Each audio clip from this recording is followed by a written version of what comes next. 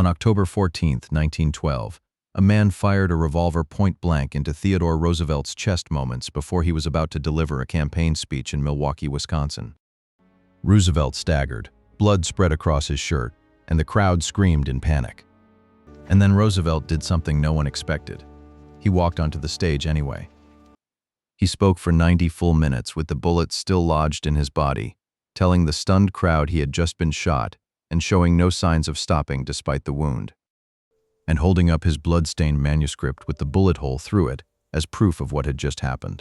Theodore Roosevelt was 53 years old in 1912 and had already served as president for 7 years from 1901 to 1909.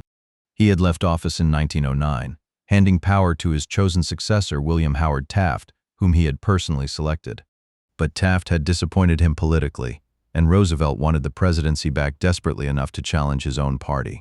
When the Republican Party refused to nominate him at their convention, Roosevelt did something politically unprecedented in American history. He formed his own third party, the Progressive Party, known popularly as the Bull Moose Party, and ran anyway against both major parties.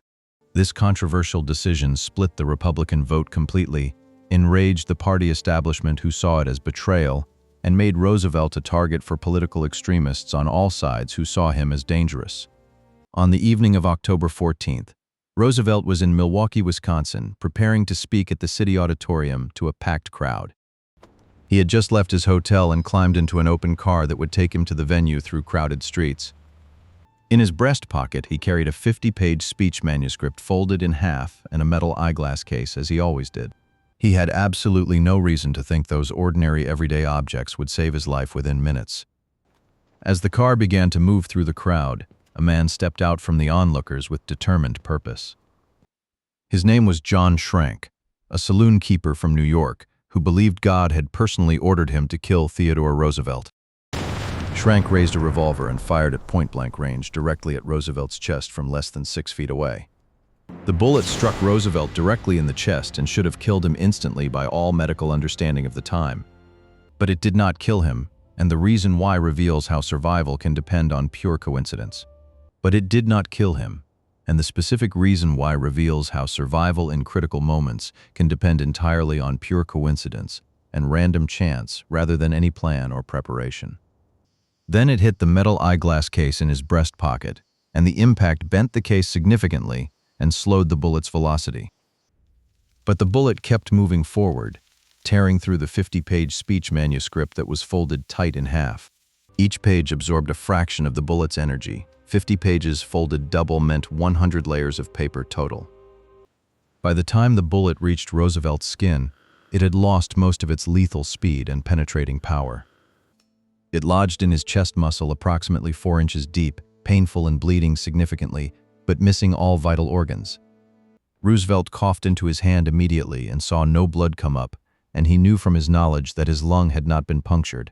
The crowd had tackled Schrank to the ground and were beating him violently, but Roosevelt stopped them immediately. He said clearly, "Do not hurt him. Bring him to me," showing leadership and restraint even while wounded. His aides surrounded him, begging urgently to take him to the hospital immediately, but Roosevelt refused absolutely. He said with absolute conviction, "I will deliver this speech or die. It is one thing or the other, nothing in between." He said with absolute unshakable conviction to everyone present, "I will deliver this complete speech or die trying. It is one thing or the other, nothing in between those options." The crowd inside did not know what had happened outside and applauded enthusiastically when Roosevelt appeared on stage. Roosevelt raised his hand for silence, then deliberately opened his coat to show the blood-soaked shirt underneath. He said calmly, "Friends, I shall ask you to be as quiet as possible. I do not know whether you fully understand that I have just been shot." The crowd gasped in collective shock. Some screamed, and he held up the manuscript with the bullet hole clearly visible through it. He said with characteristic defiance, "It takes more than that to kill a bull moose, refusing to be defeated." And then he spoke for 90 full minutes despite the bullet lodged in his chest and blood continuing to seep. He spoke about corruption in government, about workers' rights, about why the country desperately needed progressive change and reform. Witnesses said his voice grew noticeably weaker as the speech continued minute by minute, but he absolutely did not stop. He said during the speech, I have a message to deliver, and I will deliver it as long as there is life in my body. He said powerfully during the speech while blood continued seeping. I have a message to deliver to the American people, and I will deliver it as long as there is life remaining in my body. They found the bullet still lodged deep in his chest muscle, and it would remain there for the rest of Roosevelt's life. Surgeons carefully considered the options and decided that removing the bullet would likely cause more damage than simply leaving it in place. So Roosevelt carried the assassin's bullet inside his body until his death 7 years later in 1919. John Schrank was declared legally insane and spent the remaining rest of his life confined in a mental institution. The speech manuscript, blood-stained and torn with bullet hole, was carefully preserved as a historical artifact of the incident. The metal eyeglass case, permanently bent and scarred from the bullet impact, became a relic displayed alongside the manuscript. Together, these two ordinary objects had absorbed just enough kinetic energy to turn a fatal shot into a survivable wound, a difference measured in fractions of an inch of penetration and 100 layers of paper absorption. Roosevelt did not win the 1912 election as Democrat Woodrow Wilson became president with the Republican vote divided. But the speech in Milwaukee became instant legend, the moment when a man proved tougher than a bullet through sheer will. Not because of destiny or fate, but because of what he happened to put in his pocket that morning. History is filled with moments that turned on the smallest details that no one could have predicted in advance. History is filled with pivotal moments that turned entirely on the smallest details and coincidences that no one could have predicted in advance or controlled through planning. And the difference between what happened and what almost happened is sometimes no larger than the thickness of a single page.